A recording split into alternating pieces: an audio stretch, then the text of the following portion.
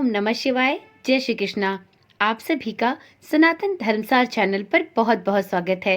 मित्रों, आप सभी को सोमवती अमावस्या की अत्यंत हार्दिक शुभकामनाएं। आज के वीडियो में हम सोमवती अमावस्या की एक अत्यंत ही पावन और पुण्यकारी व्रत कथा सुनेंगे।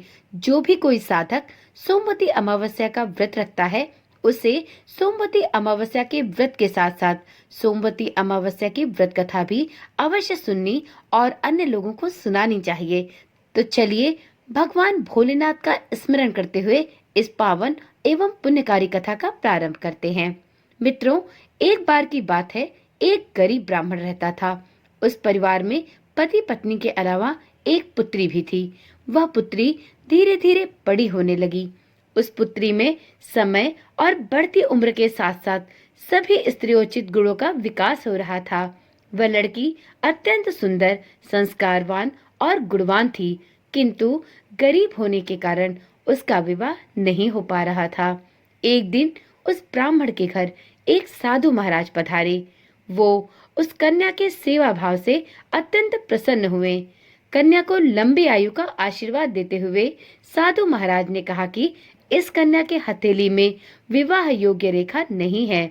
तब ब्राह्मण दंपत्ति ने साधु से उपाय पूछा कि कन्या ऐसा क्या कार्य करे कि उसके हाथ में विवाह के योग बन जाएं। साधु ने कुछ देर विचार करने के बाद अपनी अंतर्दृष्टि से ध्यान करके बताया कि कुछ दूरी पर एक गांव में सोमा नाम की एक धोबन जाति की महिला अपने बेटे और बहुओं के साथ रहती है, जो बहुत ही आचार और विचार वाली, एक संस्कार संपन्न तथा पति परायण स्त्री है। यदि यह कन्या उसकी सेवा करे और वह महिला इसके विवाह में अपनी मांग का सिंदूर इसे लगा दे, उसके बाद इस कन्या के विवाह का योग बन सकता है और साथ में कन्या का वैधव्य योग भी मिट सकता है। यह बात सुनकर ब्राह्मणी ने अपनी बेटी से धोबिन की सेवा करने की बात कही। अगले दिन कन्या प्रातः काल ही उठकर सोना धोबिन के गांव जाकर उसके घर पर पहुंचकर धीरे से साफ सफाई और अन्य सारे कार्य कर भोर में ही वापस आ जाती। ऐसा कार्यक्रम बहुत दिनों तक चलता रहा। एक दिन सोना धोबिन अपनी बहू से कहती है कि बहू, अब तो तुम सुबह ही उठकर घर के सारे काम कर लेती हो और मुझे पता तक नहीं चलता।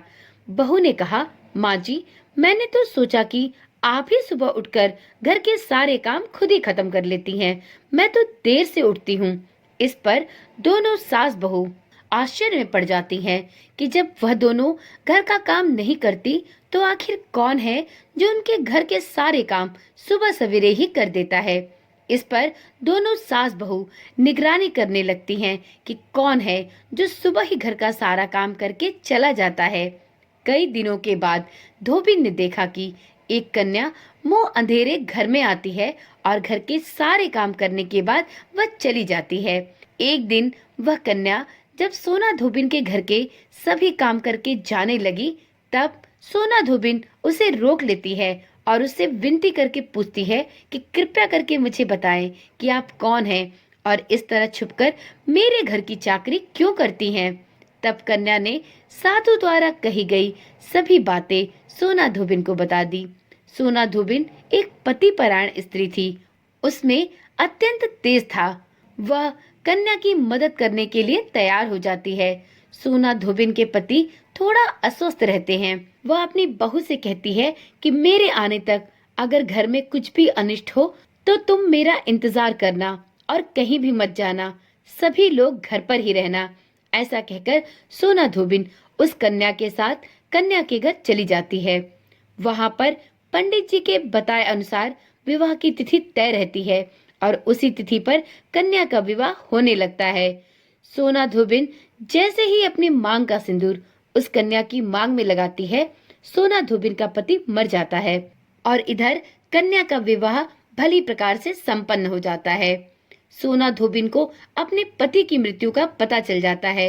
वह विवाह संपन्न होते ही अपने घर के रास्ते पर निकल पड़ती है और उस दिन वह निराजल व्रत रखती है, क्योंकि वह दिन सोमवती अमावस्या का दिन रहता है और वह सोचती है कि रास्ते में कहीं भी यदि पीपल का पेड़ मिलेगा तो उसे वह भंवरी देकर उसकी परिक्रमा करके ही जल ग्रहण करेगी।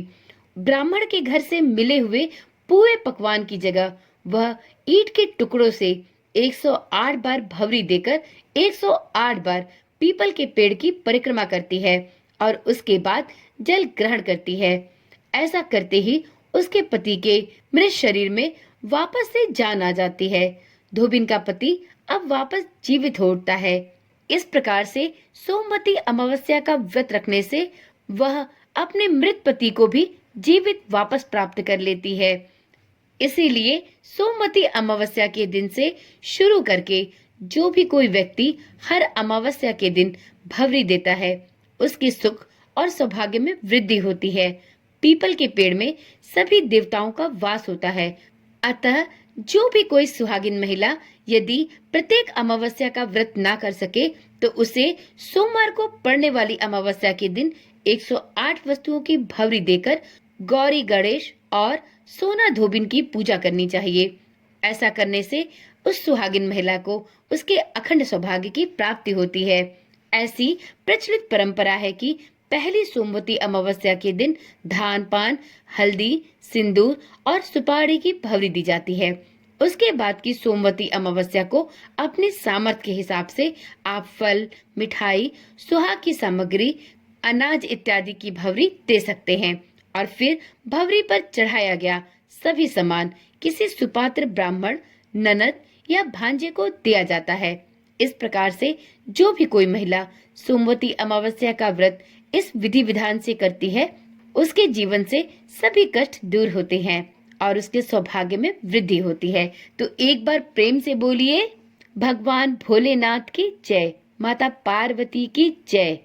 हे उमापति, हे भोलेनाथ, जिस प्रकार से आपने उस कन्या का विवाह कराया और जिस प्रकार से सोना धोबिन के अखंड सौभाग्य को बनाए रखा, उसी प्रकार से सोमवती अमावस्या का व्रत करने वाली सभी सुहागिन महिलाओं को उनके सौभाग्य की वृद्धि प्रदान करना, साथ ही कन्याओं को उनके सुयोग्य वर की प्राप्ति कराना।